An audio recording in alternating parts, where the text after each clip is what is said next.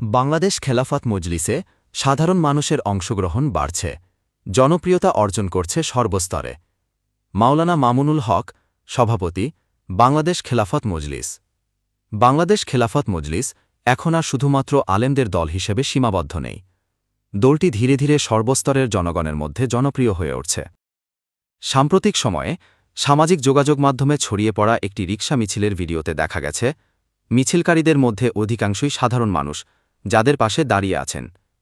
এই ধরনের দৃশ্য প্রমাণ করে যে খেলাফত মজলিসের কর্মকাণ্ডে এখন সাধারণ মানুষের অংশগ্রহণ ক্রমেই বৃদ্ধি পাচ্ছে।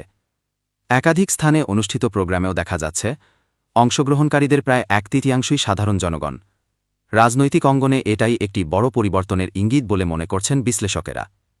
দলের বর্তমান আমির ও প্রখ্যাত আলেম মাওলানা মামুনুল হকের জনপ্রিয়তাকে কেন্দ্র করে দাওয়াতি কার্যক্রম আরও গতিশীল করা হচ্ছে।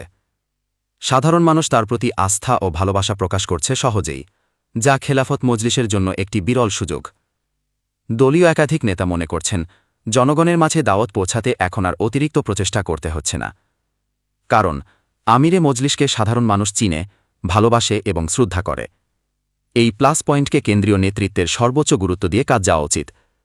মাঠ পর্যায়ে দিনরাত অক্লান্ত প্রচেষ্টার বিকল্প নেই। নেতৃবৃন্দের ভাষ্য অনুযায়ী আগত জাতীয় নির্বাচনেও এই জনপ্রিয়তা দলের জন্য একটি বড় সম্পদ হয়ে উঠবে। প্রার্থীরা যখন হাফেজ মাওলানা মামুন সাহেবের নাম ও ভাবমূর্তি সামনে রেখে ভোট চাইবেন, তখন সাধারণ জনগণ আগ্রহভরে ভোট প্রদান করবে, এমন প্রত্যাশা করা হচ্ছে।